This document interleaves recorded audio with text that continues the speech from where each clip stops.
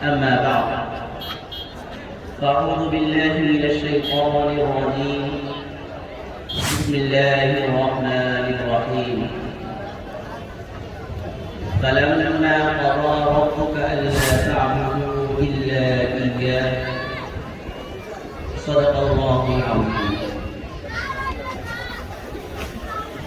حضرات علماء کرام،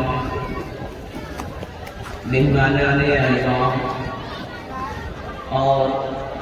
تشریف لائے ہوئے میرے طالب علم ساتھیوں،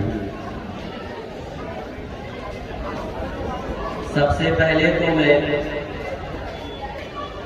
ان طلبہ اور ان کے والدین کو مبارکباد پیش کرتا ہوں جنہوں نے قرآن کریم کو اپنے سینے میں محفوظ کر لیا اور دوسری بات یہ کہ یہاں پر عمل و تقویٰ کے جو امین اور فصیح و بلیغ علم و ہنر کے جو پہاڑ یہاں پر تشریف فرما ہے، ان کی موجودگی میں کچھ کہہ پانا بہت ہی دشوار ہے، لیکن بزرگوں نے فرمایا ہے الامر بحکم الادب، حکم جو ہوتا ہے وہ ادب سے اوپر ہوتا ہے۔ اگر کوئی حکم دے دے تو طالب علم کا کام یہ ہے کہ وہ اس پر عمل کرے۔ اسی پر میں عمل کرتے ہوئے اپنی بات کی ابتدا کرنے جا رہا ہوں۔ حضرات گرامی، آج ہر کوئی شخص اپنے حق کو جاننا چاہتا ہے، شوہر جاننا چاہتا ہے بیوی کے کیا حقوق ہیں، بیوی جاننا چاہتی ہے شوہر کے کیا حقوق ہیں، اولاد جاننا چاہتے ہیں والدین کے کیا حقوق ہیں، اور والدین جاننا چاہتے ہیں اولاد کے کیا حقوق ہیں۔ ہر کوئی ایک دوسرے کے حقوق کو جاننا چاہتا ہے، جبکہ اصل یہ ہے کہ اولاد کو والدین کے حقوق کو جاننا چاہیے اور والدین کو اولاد کے حقوق کو جاننا چاہیے۔ اولاد کے حقوق اور والدین کے حقوق پر میں مختصراً اظہار خیال کروں گا۔ حضرات گرامی، جس طرح اولاد پر والدین کی اطاعت فرض ہے، ان کے ساتھ احسان کرنے کا حکم اللہ تعالی نے اولاد کو دیا ہے، اور ان کو کسی بھی قسم کی چھوٹی یا بڑی تکلیف پہنچانا حرام قرار دیا ہے، یہاں تک کہ اف کہنے کو بھی حرام کر دیا ہے، کیونکہ والدین کے احسانات اتنے عظیم ہیں، ان کا مرتبہ اتنا بلند ہے کہ اولاد ان کا حق ادا نہیں کر سکتی۔ اس لیے حکم دیا کہ تم اپنے والدین کی اطاعت کرو، ان کے قدموں کی دھول بن جاؤ، ان کی خدمت گزاری میں اپنی زندگی گزار دو۔ حضرات گرامی، قرآن پاک میں اللہ تبارک و تعالی نے ارشاد فرمایا فَلَمَّا قَضَىٰ رَبُّكَ أَلَّا تَعْبُدُوا إِلَّا إِيَّاهُ، کہ اللہ تبارک و تعالی نے ارشاد فرمایا کہ تم اللہ کے علاوہ کسی کی عبادت نہ کرو اور اپنے والدین کے ساتھ حسن سلوک کرو۔ اللہ تبارک و تعالی نے اپنی عبادت کے ساتھ والدین کے ساتھ حسن سلوک کرنے کو ملا دیا۔ اس سے زیادہ والدین کے ساتھ حسن سلوک کی اور کیا اہمیت ہو سکتی ہے کہ اللہ تبارک و تعالی نے اپنی عبادت کے فوراً بعد والدین کے ساتھ حسن سلوک کرنے کا تذکرہ فرما دیا،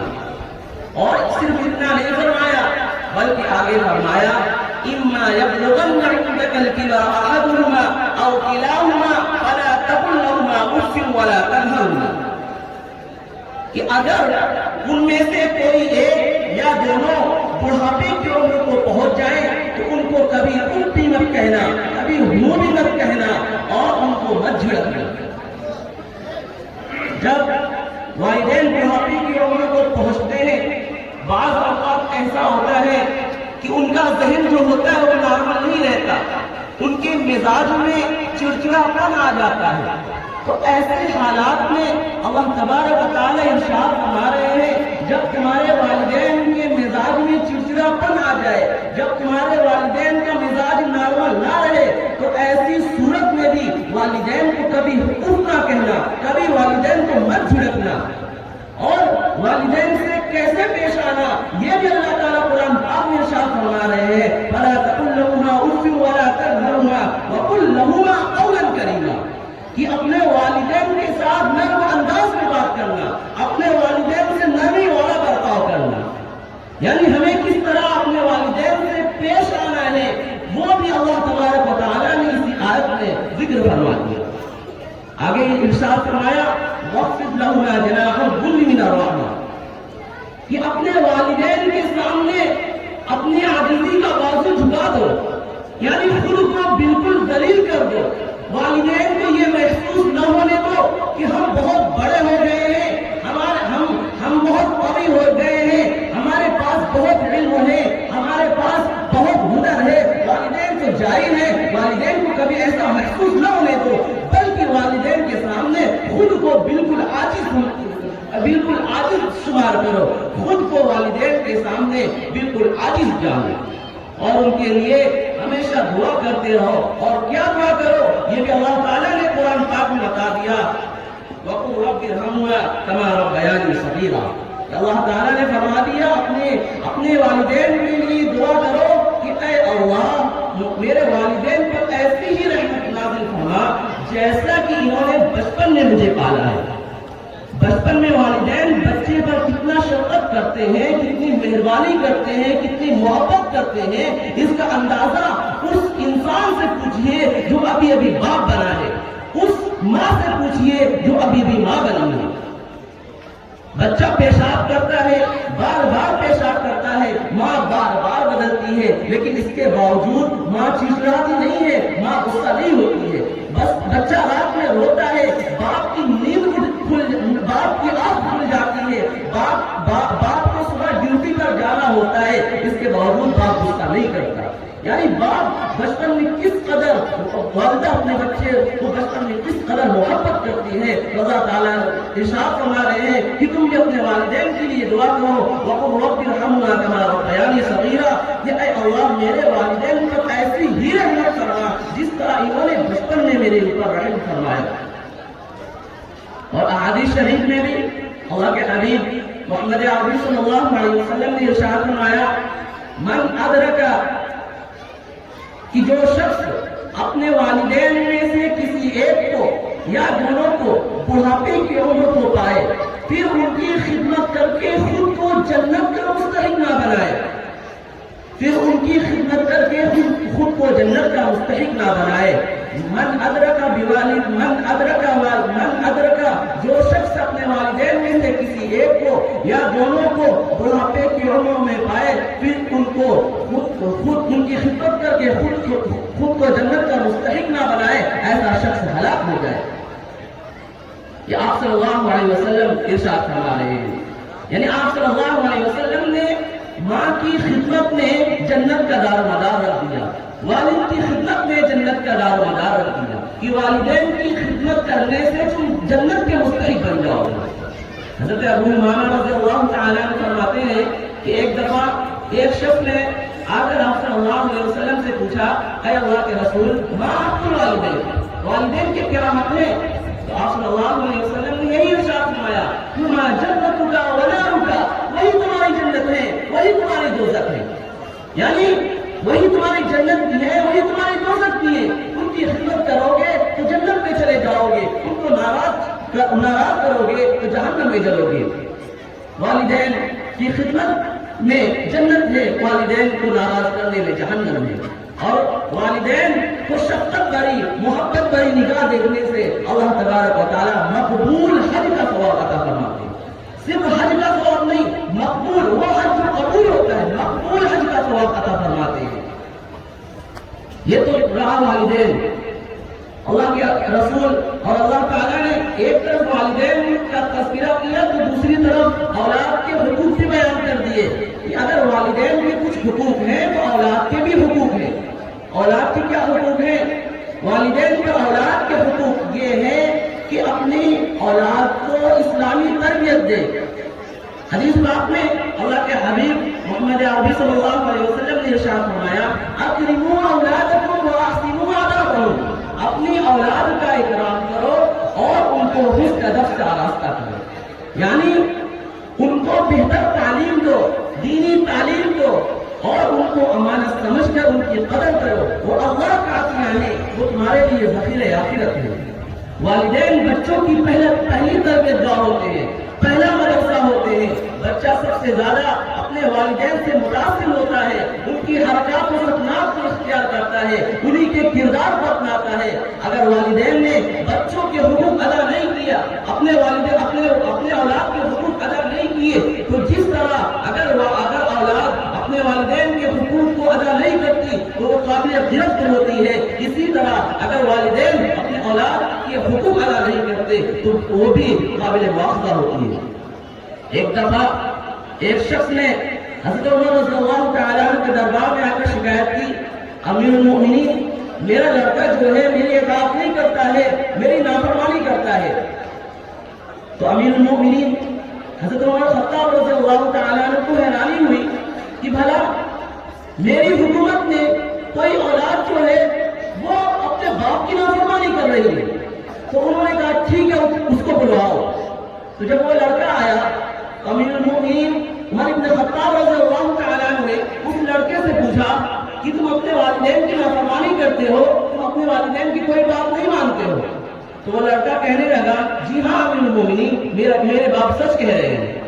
اس پر امیر المؤمنین حضرت عمر خطاب رضی اللہ تعالیٰ عنہ کو اور تعجب ہوا کہ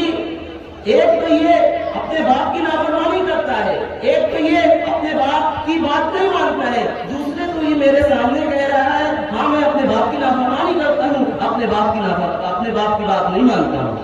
تو اس لڑکے نے کہا امیر المؤمنین کیا باپ کی بات ماننی ضروری ہوتی ہے؟ تو امیر المؤمنین عمر بن خطاب رضی اللہ تعالیٰ عنہ نے کہا ہاں یہ تمہارے اوپر حق ہے کہ اپنے باپ کی بات مانو۔